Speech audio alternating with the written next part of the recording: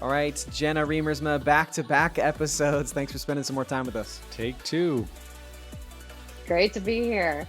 We love our time with you, and this is a part 2. If you have not listened, and we'll talk about this in the intro as well, but if you have not listened to part 1, please listen to part 1. And if you want maybe even an entire episode on internal family systems, go back and listen to episode 160 that we did with her. But Jenna, your new book and your counseling is focused on a therapy model that's called Internal Family Systems. It's a great model. It's really, really powerful, and you get to talk about it at our upcoming summit next month. We're really, really excited about that. But we wanted to have this two-parter where we talk about how the IFS therapy model integrates with helping people with addiction, and then we want to, in this episode, look at how it integrates with betrayal, because there are a lot of what I understand to be similar messages. But man, not all the parts might look the same or be in the same kind of roles. So I'm excited for this. And I'll just say this for you, listener. If you want more of a recap of the IFS, like I said, go back and listen to the episode before this one. And then also Jenna talks about how our God image or our core isn't impacted by the flooding of the system, by any of the exiles that we have. I'm just making sure I'm saying that right, that doesn't change. Yeah. Okay, cool. All right, so let's just jump in then with the betrayal side. You talked about exiles, and we specifically talked about shame being one of those exiles in the last episode. How do exiles play out in betrayal? Is there anything specific about how those exiles show up when we experience betrayal trauma? Yeah, for sure. And just for those who may not have familiarity with the model, the model just basically states that at our core, we're created in the image of God, and the God image is there within us. In IFS language, we call that our self or our authentic self. Our exiles are the parts of us that carry our pain, and our protectors are the parts of us that try to protect us from pain. Managers do it proactively, firefighters do it reactively. So with betrayal trauma, very often the flooding of the exiles is exactly the same as the flooding of the exiles with someone who has a part that's acting out sexually. Very often there is shame. There's a sense of worthlessness or rejectability or brokenness, or a sense that something is wrong with me, I'm undesirable. And so those exiles can for sure flood when someone is dealing with betrayal trauma, particularly when the betrayal trauma parallels previous traumas in that individual's life that have communicated those same messages. And so what can happen is that God image that is always at our core all the time can be obscured by the flooding or the taking over of an exile that feels, for example, shame or rejectability or worthlessness. So what would you say, Jen? I'm just thinking of a follow-up question here for some of our listeners that maybe feel like, they didn't have betrayal trauma as a child. They didn't experience sexual abuse. And I mean, I know many did. Mm-hmm. And so they might find an easier connection if they've had that kind of trauma. But what about the listeners like, I grew up in a good Christian home, never felt betrayed, but I still feel that my spouse's betrayal is tapping into some deep wounds or trauma. How do you see that happening? And how would you help that person make that connection when it's not as clear or obvious? Yeah.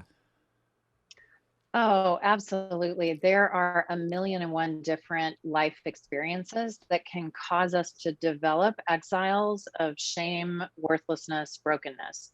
For example, in my own life, I grew up, my dad was in the military. We moved every 9 to 12 months growing up, and I was an only child. And so I was never around a peer group, and I was always kind of the new kid on the outside looking in. And I was just super awkward, buck teeth, headgear, acne, just the whole 9 yards going into adolescence, and was just severely bullied. And so even though I grew up in a loving Christian home and had all my needs provided for and parents who cared for me, I still, to this day, after lots of my own therapy and work, have exiles that feel ugly, rejectable, stupid, broken, worthless, and shame. So we can develop exiles from all kinds of life experiences, and they don't have to be what we call overt traumas. So overt traumas are the traumas on the Right. end of the spectrum that are like the abuse, the neglect, those types of Yeah, things. big T. Covert traumas are the ones that are more stealth. That can be like having a sibling who has a chronic health condition. And so we develop an exile that believes my feelings and needs don't matter Yeah. because I can't have feelings and needs because my sibling has this physical issue. It doesn't have to be because someone intentionally was harming us. We develop exiles from all kinds of situations in the world. Yeah. So it sounds like those exiles that we carry are kind of, if you will, they're holding on to a theme of being alone, a theme of being worthless, a theme of being not enough. And that could come from overt or covert trauma. It doesn't really matter what created, it's just that that theme is there.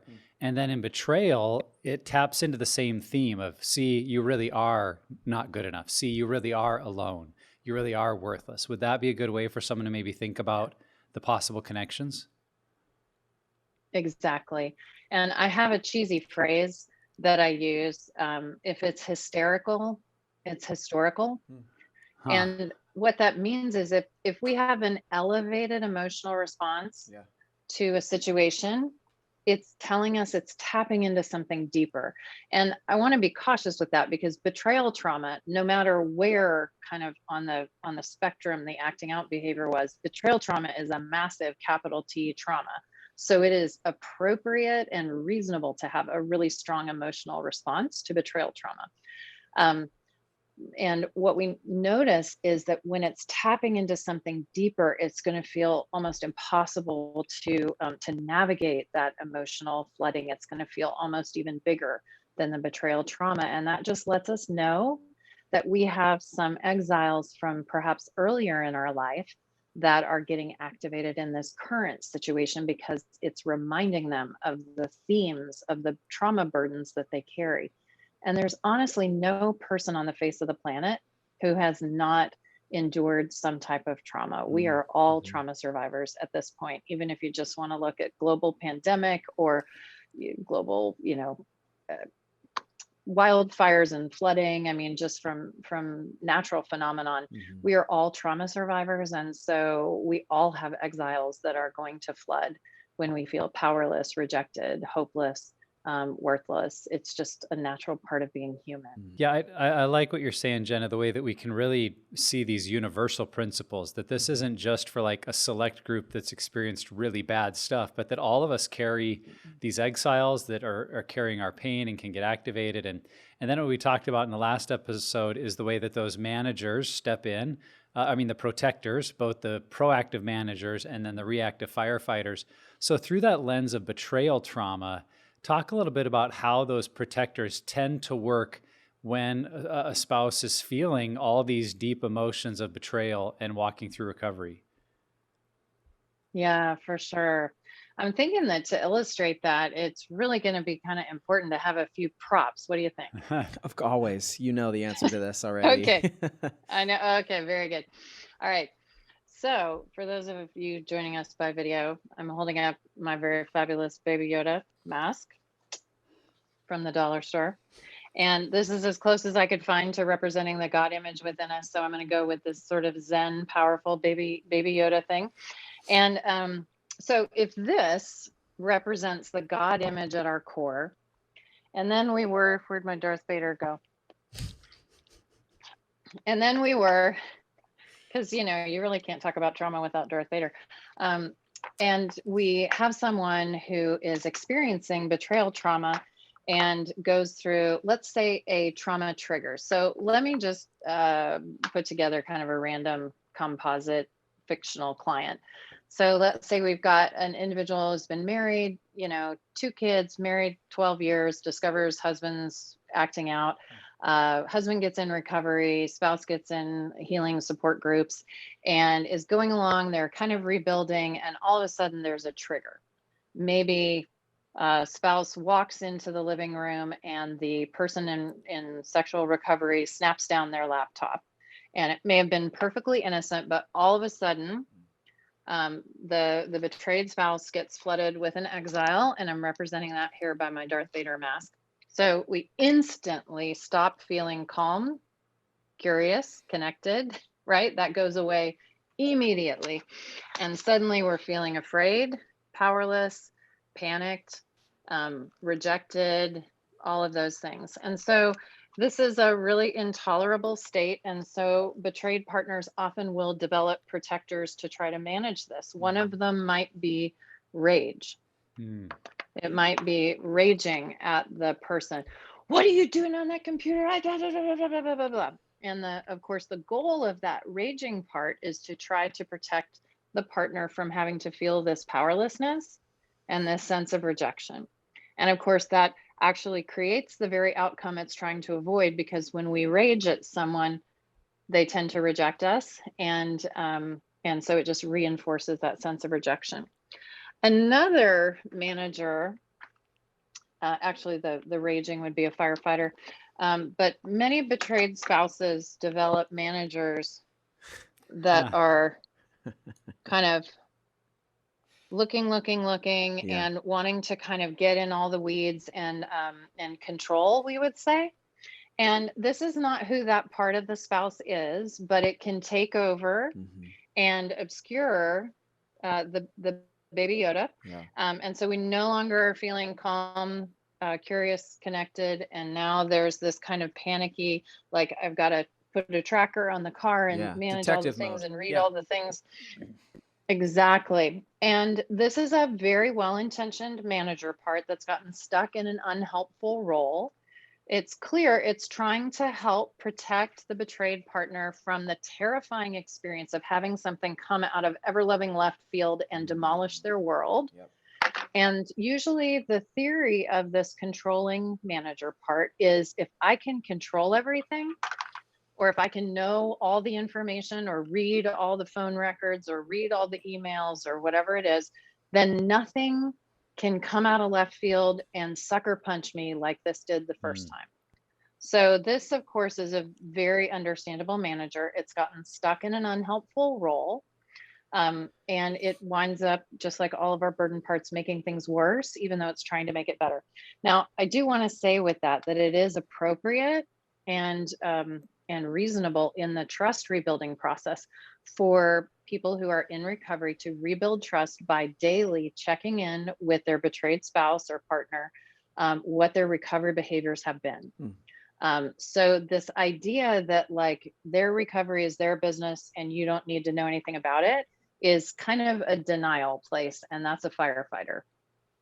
You do have a right to know the global pieces of the person's recovery. Are they going to meetings? Are they working on their trauma? Are they doing their steps? Because that's a trust rebuilding act. So I want to differentiate between a controlling manager that is striving to protect the betrayed partner from fear or terror or powerlessness, and a very reasonable kind of self-led, God image led request or boundary that the person in recovery be checking in on their sobriety behavior daily. Does that make sense? Yep. So those are two different Yeah, things. Yep, totally. This one, I love this one. So this is a manager, and this is my, I'm fine, everything's fine, we're all fine here, nothing to see here, move along, folks. This is my cute little squishy guy with the woo hair and thumbs up.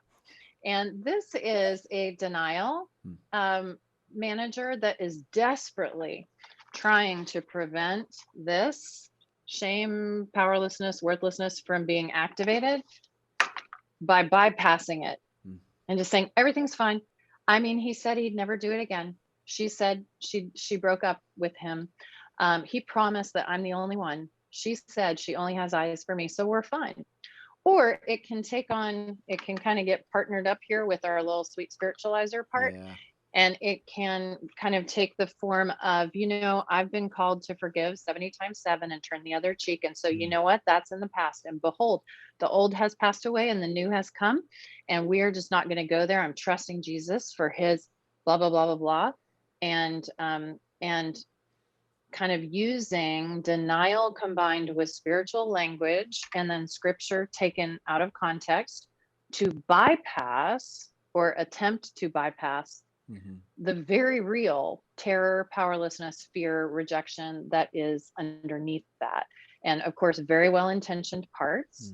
And usually these parts are behaving in those ways because they are afraid that if they didn't do that and they allowed the person to connect with what is really happening, the person would be so overwhelmed with the pain of the exiles Yeah. that they would absolutely go offline and be unable to function. And so these can be very, very strong parts, and they're very wonderful parts trying to help the individual survive.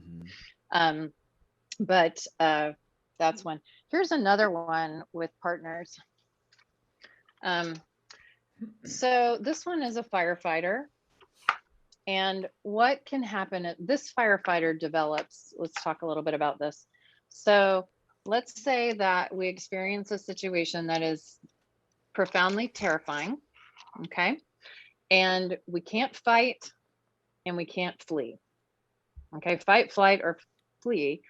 These are the body's autonomic responses. And let's say that we are trapped and unable to do that. So the dorsal vagal response is freeze or fawn. And so this firefighter can come in, which is dissociation. And this is a very, very just incredibly resilient part that has figured out, hey, if you are experiencing a trauma and you can't get out of there, I'm going to come and remove you from your body, even if your body can't leave. And so these dissociative firefighters are really, really powerful and strong because they often form in early childhood trauma. Because as children, we can't go up against the adults who may be creating a lack of safety for us, and we can't run away because we can't survive on our own. So dissociation is a super resourceful firefighter part that jumps in when circumstances are overwhelming to take us out of our body so that we can survive. And so that's another one that can come up in betrayal trauma. Yeah. Gosh, there's so much there. I mean, I think this is like a follow-up question. Because I have heard this a lot in a number of different scenarios. But you bring up the point, and I would just say in my context, it tends to be, this is where the wife is, when it comes to her relationship with her husband, that it is biblical to forgive, right? Like, it is not bad that God tells us that forgiveness is good and it's important. I mean, he models it perfectly. So how can we tell it's that spiritualizer mixed with the denial, and where's that line between that and actual forgiveness? Like the actual, I am processing it. Can you kind of help give that distinction? Yeah, it's a beautiful question because I think that is we tend to not know the difference because the language and what it looks like on the Similar. outside looks identical. Yeah. But what I will say is that authentic forgiveness is coming from this place here, the God image within us. And yes, forgiveness is important, it is healthy, it is freeing. And well, there's a couple of things I want to say about that. We know the difference because this spirit of forgiveness is an overflow and it is more of a surrender. This forgiveness is what it is, a desperate attempt to avoid feeling pain. And that's a very different thing because we can forgive someone who is not repentant, who is not in recovery, who's not doing any of the things, but we don't necessarily stay in relationship with those people. And in that case, we can forgive as just simply an act of the will. Mm-hmm. However, if we are going to authentically forgive from this place of the God image, in order for that not to be a place of denial, there's a couple of things we need to make sure are happening, and they need to happen in the right order. Number one, we have to know what we are forgiving. Okay, read formal disclosure. Not discovery, not I promise that's all there is. Yeah. Not dribble and a little more comes out. I mean, formal disclosure. We get the whole story, we get the whole truth. And number two, we have to feel and grieve the losses associated with what we have lost. Yeah. We have to feel it in order to heal it. The third step then is forgiveness. And if we try to get the cart before the horse and we try to offer forgiveness before we know what we're forgiving, or before we've grieved what we are forgiving, forgiveness is not forgiveness, it's denial. And there's a That's good. phrase for this called spiritual bypass. Yep. It's basically trying to use the spiritual language of forgiveness as a way of bypassing the grief work. And what happens is it short circuits our healing process and we get stuck.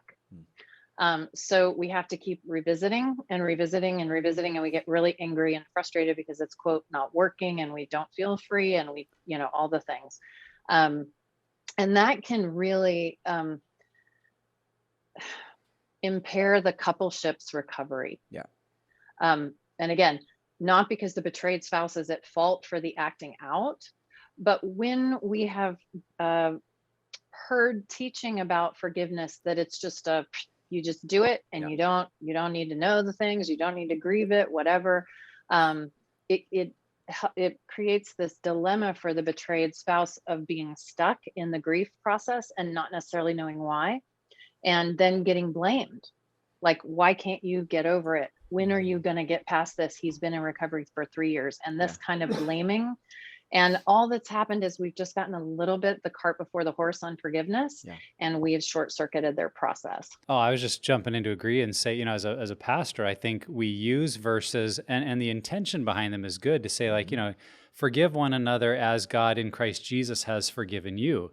And we can take that and apply it kind of in a spiritualizer way of like, well, I have no choice here. I just have to forgive and move on. And there is some truth to that command to forgive. But what we miss when we teach that is that God already, when God forgave you in Christ Jesus, he knew perfectly 100% what he was forgiving. Yeah. And as, a perfectly emotionally regulated being, he didn't, in a sense, need that time or space to grieve. He was able to move to that place of forgiving us through Christ Jesus. And yet when we tell people, well, just forgive like God forgave you, it's almost like saying to people, because you have to be like God. You have to, but we don't. Yeah. We don't know perfectly what's been done to us. We haven't had time to grieve. And so I think in the encouragement we give to people, that forgiveness, I believe, yes, is commanded, but being God is not commanded or wise or healthy to attempt. And so as human beings, we need to be able to know what's happened and process. And I just think it means for many of us, if we're listening and we're in leadership or have a role in speaking or counseling, like we need to allow for that process, just like you said, Jenna, to take place so that when forgiveness comes, it's really coming from that authentic place of it's true forgiveness and not just, well, an act of the will, like I grit my teeth and say I forgive, and yet we find out over and over that person just stays stuck. Yeah. And I think that we can tell the difference when we drop underneath it and look at what's motivating it. If we're engaged in a behavior, and it doesn't matter what the behavior is, spiritualizing and forgiving or exercising, and we're engaged in that in an attempt to avoid pain, like I have to forgive so I don't have to feel these yucky feelings of betrayal, or I have to exercise so that I stay looking a certain way and then I don't get rejected. If what's motivating it is avoiding pain, it's a burdened part. Yeah. If what's motivating it is an overflow of our authentic, kind of centered, grounded self or God image, then it's not. Yeah. And they can look identical on the surface, but have very different motivators. Yeah. Yeah. And that's going to take some work to discern what's happening. Yeah. And I mean, this is a good plug for why groups are so important, or why going to see a counselor is so important. You're giving the keys to someone else who can help you see those distinctions. Because man, I'll tell you what, like my spiritualizer wears a very nice cloak, and he looks a whole lot like living a righteous and holy life. So inviting people in is really, really important.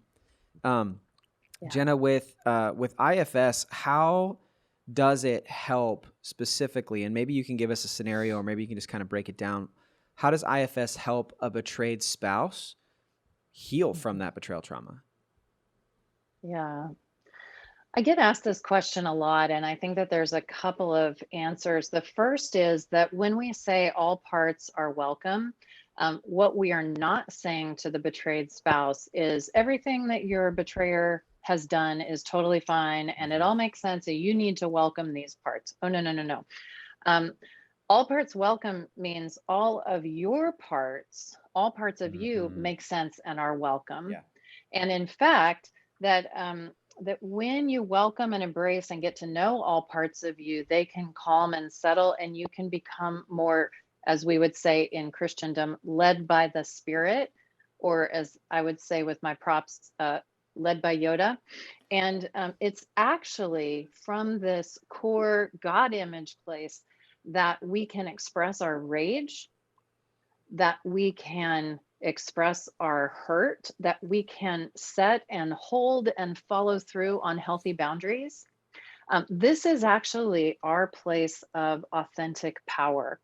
And we can feel all the feelings and we can express them in healthy ways without attacking or without getting small or getting big.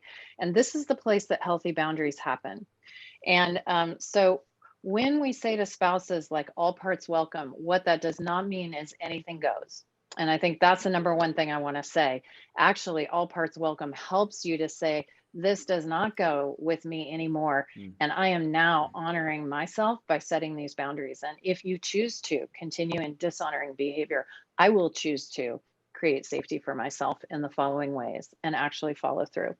But for spouses, how this can be so helpful, many spouses come in and feel deeply pathological. Either they've been pathologized. Well, if you would have slept with him more, if you would have, been a better husband, she wouldn't Yeah. have acted out like that. Yeah. You get pathology that goes along, and especially when it's tinged with some scripture that's taken out of context about your body's not your own and those types of things, and shamed for the other person's behavior, and then having these really strong reactions of maybe rage 1 minute and then absolutely numb and dissociated the next, and then flooded with shame and feeling about 3 years old, and then eating all of the cookies, and then just in complete denial.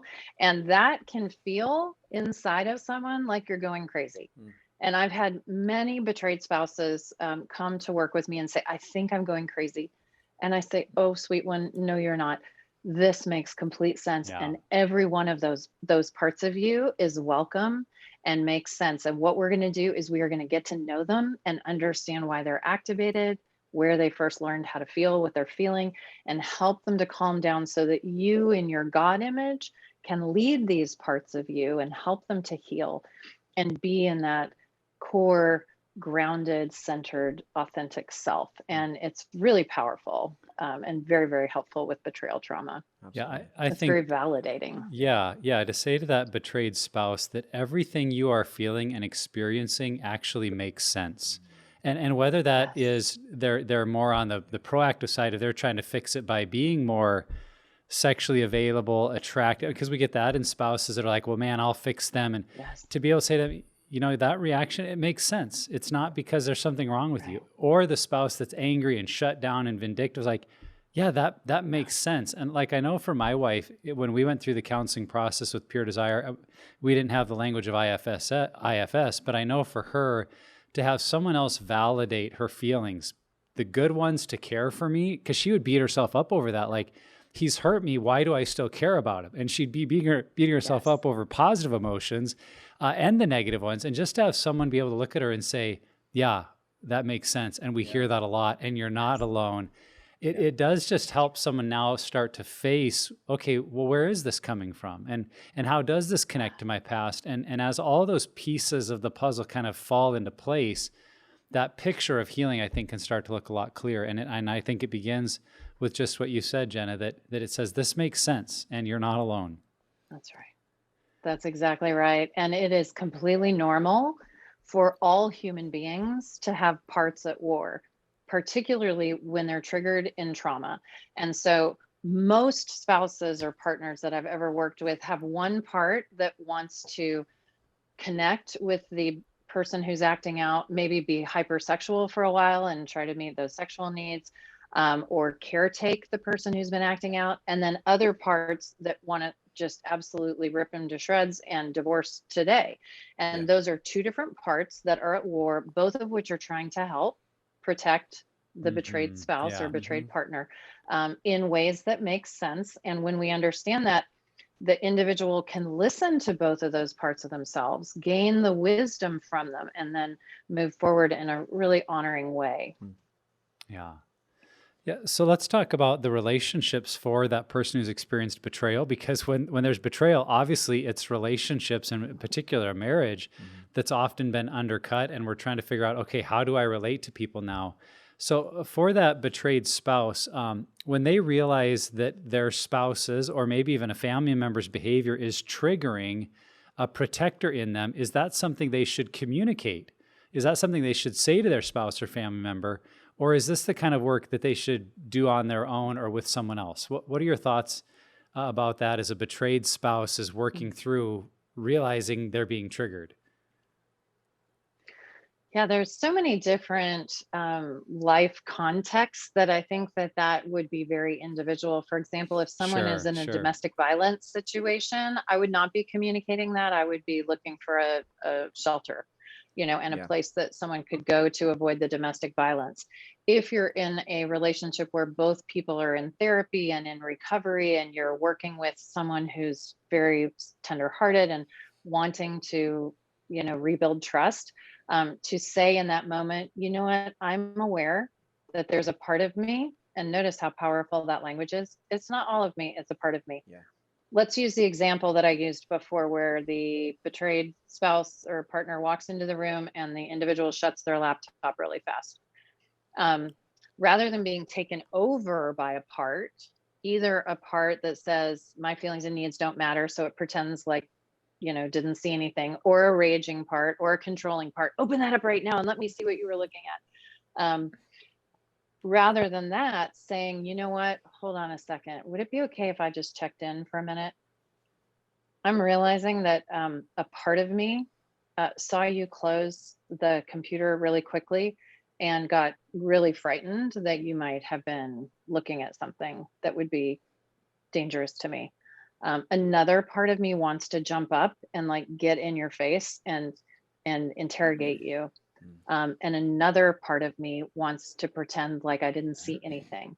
I just need to name that those parts of me are present. Can you tell me what was going on for you? Would you be willing to talk to me about that? Whoa, that's a different way of having a conflict Yeah, resolution. totally. So that can be very, very powerful. It takes a lot of self-awareness and a lot of parts awareness, but I say it's very contextual based on the Mhm. circumstance. Most people need a lot of practice in a safe therapy setting before they're in a space where they can speak for their parts in the moment. Hmm. So, as a betrayed spouse, is it, because as we get into, because we really want both the betrayed spouse and anyone who's experiencing, to use your language, who has a part that's acting out sexually in unhealthy ways. Mhm. We Mhm. want them both to be in healing and recovery together. Like we both want, our friend Drew Boa, who you mentioned last in our conversation, that he talks about the three different recoveries: your recovery, your spouse's recovery, and then the coupleship recovery.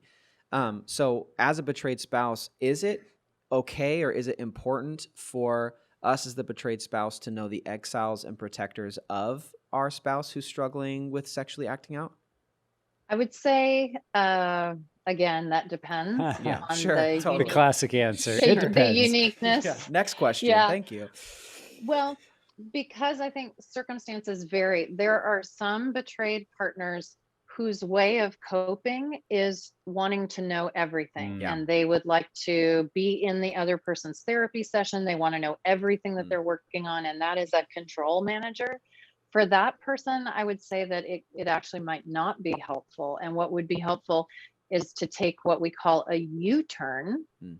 So instead of directing their energy outward at what are you doing in your therapy, actually redirect the energy, take a U turn and say, what is coming up in me? Oh, fear is coming up in me that he or she isn't working on this stuff and then they're going to hurt me again. Mm. Okay. And what parts of me come up around that? And that's the work that the person has to do. On the other hand, what I would say, and it may be more appropriate for later in the healing journey, when you're really doing repair in the coupleship, it can be incredibly powerful and incredibly tender when you have enough safety on board in the coupleship for both people to begin to share Mm. the parts of them that are getting activated in these patterns. And that's really helpful because number one, it helps each person recognize that what's happening is not all of their beloved. Mm. it is just one part of them. And it's not even a part of them that is from the current moment. It's a part of them that started when they were 3 and dad came home drunk and was raging. So in other words, it goes from being, this is who you are and this is hopeless and maybe I never should have married you in the first place, to, oh my gosh, I understand why you're shutting down. Yeah. Because that was the only thing that could keep you safe. And it's really hard to connect. Would you be willing to, work with that shutdown part and then come back to this conversation? It can really be transformational. Yeah. And that might be helpful for a little bit later on in the process, but it can be profound. Yeah. Yeah. So what I hear you saying, Jenna, and what I think I've seen even in my own experience is like when both the betrayed spouse and the acting out spouse are starting to get personal traction in their own recovery, they've got a support system around them. They're making good progress in understanding their own exiles, protectors, where their firefighters and managers are at, and they're starting to see their life through that lens. Then coming to that coupleship of how can we learn about each other could be profoundly helpful and bonding and create new conversations. But doing that too soon or too early in the process can start to become a way actually to deflect away from my own healing and be more mindful of wanting my spouse to get better. And I guess I just wanted to speak up and say this for all who are listening that are on the sexual addiction or the acting out side. We tend to be in a hurry to want to look across the room or the sofa, if you will, to say, well, what are you doing? Because look at all this great work I'm doing in my group and I'm not acting out. And we want to see their progress. Like, we got to be really careful before making that turn and make sure that we have really made significant strides. And that when we make that turn towards our spouse, it's not out of well, now I'm going to help fix you, but out of a place of really, I want to truly understand what drives you. I want to understand the things that are important to you. I want to understand, what's led to the exiles in your life so that we can grow and mature as a couple. Well, then that, as you said, Jenna, can be a really beautiful thing. Yeah. What that is, once there's enough safety established in the coupleship, is it's true intimacy. Yeah. Because that is the definition of into me you see. And at least what I've experienced in my own life and seen in couples' lives. So I've been married 26 years, and every marriage has repetitive conflict where over time your parts develop relationships with your partner's parts. And oddly, we pick people who our parts wound each other's early exiles in their behaviors. And that becomes the chronic repetitive cycle in the coupleship. And I know that my husband and I have had some really profound moments around our little repetitive go around and the kind of repetitive conflict that we have had in our lives when we stopped speaking from our protective parts and started speaking for our parts. And this is 15 years of therapy later, but saying, you know what, there's a really young part of me, this little girl who always felt so overwhelmed by this important person in my early life who brought a lot of attention to us. And the only way she knows how to get safe is to shut down. And when you get big like that, when I experience that bigness, this little girl gets triggered and wants to shut down. And then for him to say, wow, well, when I don't feel safe or when I don't feel heard, this part of me that had to get big to keep me safe when I was in my early life wants to get big and get bigger so that you'll hear me. And it's really trying hard to protect this vulnerable little one that wasn't feeling heard when I was very young. And so that can just be transformational. And that is intimacy. Gosh, these which is episodes the are like opposite of addiction. totally. These episodes are like counseling sessions. Like I'm listening to her and I'm just like, dang it, I do that. Oh yeah, there's that part. Oh yeah. I didn't. All parts welcome. That Trevor. part's been all hiding parts over there welcome. in the corner for a while. Like yeah. Well, all parts welcome. Yeah, that's right. I think for a lot of couples, just that little nugget of wisdom could help them to start speaking for their parts and not saying, well, I am so angry, but instead saying, there's a part of me that's really triggered to anger because of this. And here's why I think it triggers so much anger. And that's just like you said, it's a different conversation than just expressing the anger and acting like that's all of me. So hopefully some couples could work on just using that language this week. Jenna, another thing that we've seen to be so true is that our spouse's addiction can trigger really deep seated feelings in us of rejection, shame, comparison. Why am I not enough? So, if we're the betrayed spouse, how can we learn to have compassion for those parts of us that feel so Mhm. shameful and not enough and move towards them when in our background or theology we've defined those parts as being so negative or ugly? How can we move towards them? Yeah, this can be difficult if we've received messages that if we're feeling negative emotions, we are doing our quote, our faith wrong. Mm. So like we feel fear or brokenness, that is because we don't have enough faith, or we're not close enough to God, or we're not trusting God enough, that there's something sinful about Mm, negative emotion. And the truth is that God actually put those negative emotions in us for a reason. And they are in us so that we will listen to the messages that they have to deliver to us.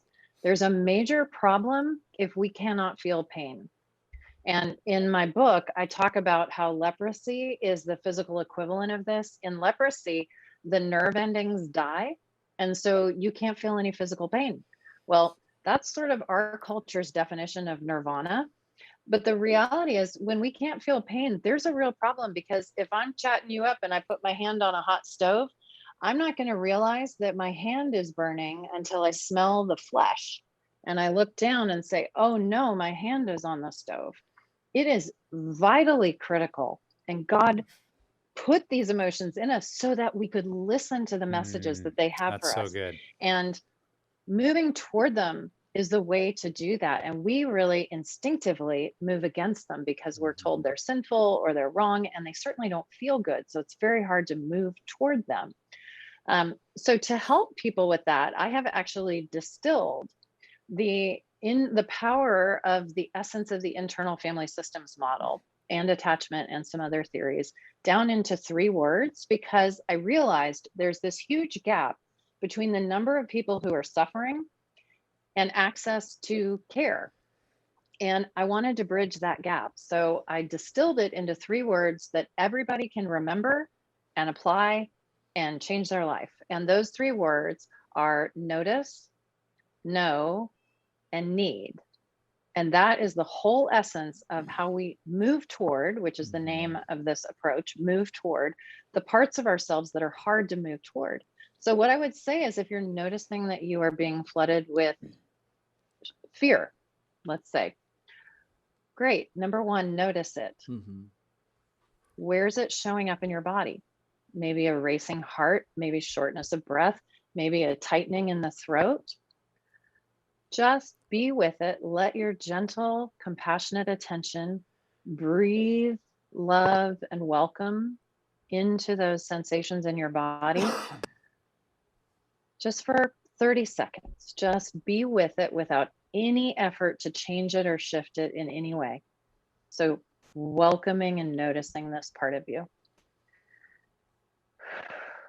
The number 2 is no. You can literally ask this part of you, what do you want me to know? What do you want me to know about why you just got triggered in this moment? What do you want me to know about where you first learned to feel this way? Where did you first learn how to feel panic and fear? Oh, when dad lost his job and we got thrown out of our house and we didn't know where we were going to live and how we were going to eat. Great. Can you just let that part of you know you're really getting it? Right. And then number 3 is need. Ask this part of you, what do you need from me right now to feel just a little bit less activated? Mm-hmm. So, fear, welcome. You are welcome and you make sense. Gosh, you've been feeling this for a really long time. It's very frightening. What do you need from me right now? Fear may just need to be embraced. Mm-hmm. Like in your inner awareness, it may just finally need you to say, hey, come here, I got you. I got you. And have somebody just hold it. And that inner God image is the ultimate attachment figure.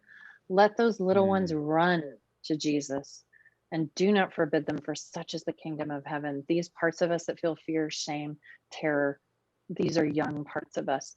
Let them just run and cling to Jesus, not in a spiritualizer sense, in a like genuine way. Maybe this part of you needs you to do something in your external world, use your voice, set a boundary, say something is not acceptable, that you're no longer going to tolerate being abused or mistreated or lied to or gaslit. Maybe it needs you to ask for help or prioritize your feelings and needs, and then it will calm down. So you can see that this simple 3-word approach, notice, know, and need, can really be transformational, because no matter what part of us we're flooded by, fear, shame, any of that, we can learn to listen to the important message that it has and what it needs us to do in our adult self and that God image to help take care of it, so that we can be, quote, led by the Spirit and not by our burdened parts. Yeah, and Jenna talked through that same process in our last episode. So listener, if you missed that, not only did she talk through it, but then actually led us through kind of a guided exercise to take those steps. And I think what's important to acknowledge here is we want to move towards, whether we're the one acting out or feeling betrayed, or we're somewhere on both sides of the spectrum, like this is the kind of work we can all do. This isn't just reserved for a few people that like have deep insights into themselves, because I think in a journey like this, we might feel like, I don't know what I'm feeling. I'm just feeling really angry or hopeless or lost. And what I've just seen over and over, both for myself and others using some of these tools that Jenna has, is if you'll take a few deep breaths and just without expectations, walk through that process, it is amazing how much your parts want to talk with you, how much your inner world wants to say something and be listened to. And I just want to say to you, listener, like there's more here probably than you're expecting. And so just go into it with an open heart to say, Lord, if you can use this to help me get in touch with what's really going on inside of me, if I can learn in a new way to move towards those parts of myself that I've ignored for my whole life, God, I want you to use this. And I wanted to vouch for that. I really think there's a lot of benefit here, no matter where you're at on your journey. And honestly, like it takes time to develop relationships in life. It takes time to develop relationships with your parts that you've been running away from. That's a good point. You know, allow yourself, give yourself that grace that maybe your first couple conversations are going to be super awkward, and that's okay. Something, Jenna, as you were talking to, that came to mind is that we know that the healing process requires having new experiences to replace those old traumatic experiences. And what I just realized is you're describing an experience for that part that's been burdened and damaged by trauma and sin. And you're facilitating a conversation that is creating that new experience for that part. I think that it's got to incorporate other people as well to some level. But what's really cool is I'm kind of kickstarting this brand new experience with this part where, look, you are welcome here. It is okay. I've heard you talk about it, Nick, in the counseling process, where Dr. Ted was talking to you about thanking the addiction for what it like did for you. So those kind of conversations, and that's what's really cool is we can almost kickstart those brand new experiences just by ourselves, by engaging in this approach to our parts. That's right. And you know, one of the things that creates the quality of trauma is not just the experience, because two people can go through the same traumatic experience and one person will come out with a burdened part and the other one won't. And very often what makes the difference is the experience of being alone in it and powerless over it. And so for these burdened young parts of us, they very often, when they originally became burdened with these feelings, they were all alone. When we were 4 or 5 years old and alcoholic parent came in and started beating up, mom or dad, there was nobody there to protect or to care for, to create safety. And so there's this profound sense of, I'm all alone. Like it's up to me to figure this out. And I'm 3 years old. I don't know how to do that. And so when we bring these parts into relationship with the God image within, the part is no longer alone. And that is repair. And that's profoundly repairing and healing. And then that flows out into other relationships. And it's an inside out job rather than an outside in. And we carry that that perfect attachment figure of the divine within us at all times. We Yeah. don't have to go looking for it or wait till our partner is in recovery long enough to become a good attachment figure. It's in here. When we were in, I just want to say this, when we were in Mod 1 and you were teaching, you talked about the movie Inside Out. And there was this little piece of how it was integrated with IFS. Can you just say that really quick? So, because like the movie is profound because of its integration with IFS. Can you talk about that for a second? Yes, I would love to. So IFS is taking the world by storm, not just the therapy world. It is growing. Right now, there are 9,000, at last I heard, people on the wait list to get into the level 1 training. And it's gone to a lottery system. They cannot keep up with it. So we have IFS being developed in school systems for dealing with bullying and depression, anxiety among our children. We have IFS being used in international peace negotiations. We have certainly IFS is used in therapy. We have IFS being used with business leaders to be self-led leaders.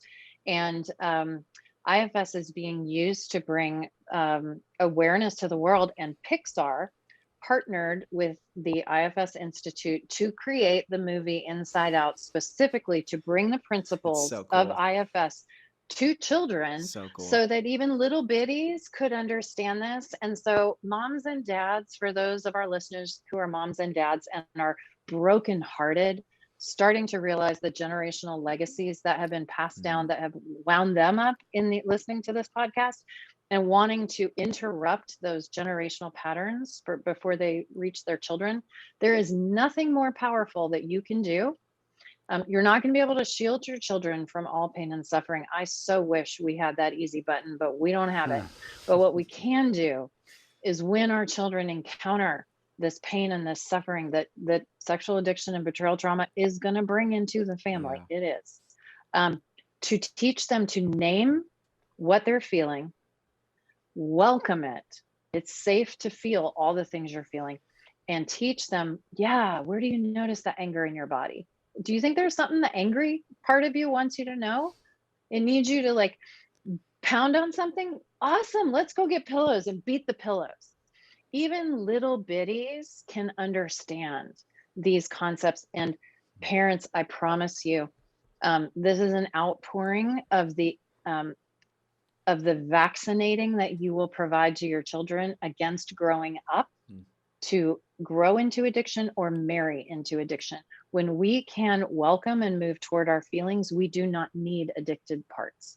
So if we can equip our children to notice, know, need, identify their feelings and move toward them, man, unbelievable. The legacy patterns that will be changing, just look out. Because imagine, I want you, listener, to rewind in your own life story and imagine if your mom or dad had had the chance to know what you know after listening to this and had been able to begin, not perfectly, but begin to move toward their parts and notice, know, and need, and then teach you to do the same.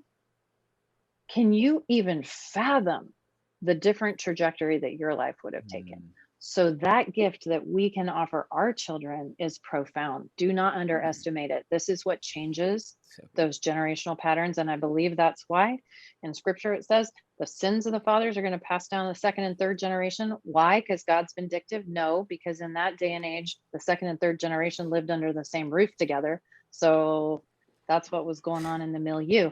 But the blessings go to the 1000th generation. When somebody stops that trajectory and begins to move toward all the feelings, changes everything for all the many generations following. And it's powerful. So let me encourage you, moms and dads, this stuff is not just for us as individuals, this is for our kiddos, and it changes everything. So good. Thank you for going off on that. That was great. That's a great a great way just really to end the episode. But I also want to give you the opportunity just for anybody who is experiencing betrayal trauma and is working through or realizing they need to work through and heal that. When it comes to IFS, what encouragement would you give someone in that situation? Yes, run, do not walk to your nearest way that you can get IFS. And I'm passionate about bringing this to the world in really accessible ways. So if you go to my website, jennariemersma.com, I have a move toward tab. I have an IFS tab. You can click on that. And I've got all kinds of free guided meditations to help you move toward different parts of you. Um, I have free downloadable worksheets. I've got all kinds of things. I've written my book, Altogether You, Experiencing Personal and Spiritual Transformation with Internal Family Systems Therapy, specifically to help everyday people who don't have a therapy background not only understand these concepts, but then apply them. This book is just filled with active exercises to help you get a little nugget and then apply it, and get a nugget and apply it. I have an online workshop where I literally teach through the book and do guided meditations and have journaling exercises, and that's available on my website. And on bloomforwomen.com and pathformen.com, I teach free courses that explain parts and use props and pillows to demonstrate betrayal trauma and parts that act out sexually. So I'm really, my heart is just to pour out resources into the community as much as possible. I have a referral list of Christian IFS therapists on my website that is ever growing and international. So if you love this model and you want to get with someone who identifies as a Christian and an IFS therapist, go there and find someone in your state or your area. And I also have a link to the whole IFS therapist directory all over the world for all IFS therapists. And those are great ways that you can connect with support and really begin to move toward all parts of you so they can heal. Because betrayed partners, recovery is not because you've done something wrong. Recovery is recovery from trauma, trauma that has been done to you, but that does not need to define you. Yeah. And another resource is that Jenna is going to be at the summit just in a couple of weeks after this episode comes out. So if you like any of this stuff, you're going to love her 2 sessions at the summit. And this year's summit is really focused on the reality that healing happens below the surface. So if you register now, you are going to get to hear Jenna talk more and more about this, and we'll make sure all the resources that she talked about will be in the show notes as well. But just know, September 10 and 11 at Harvest Christian Church in Troutdale, Oregon, we have both in-person and virtual admission available for the summit. Register at puredesire.org/summit. Jenna, maybe it's the baby Yoda. Maybe it's that you use Darth Vader, who, there's probably something in there why he's my favorite character of all time, which we can talk about when I hire you as my counselor. But thank you so much for what you do. And thanks for just spending time with us. We appreciate you. Thanks, guys. It's always a pleasure to be with you. Appreciate you having me. And wherever you're at on your journey, Pure Desire is here to help create a roadmap for your healing. If you or someone you know is impacted by sexual brokenness or betrayal trauma, go to puredesire.org and let's start the healing journey today. Don't forget to subscribe to the podcast. Each week we put out new content to help you on the road to freedom from the effects of sexual brokenness and betrayal trauma. And lastly, never stop being healthy.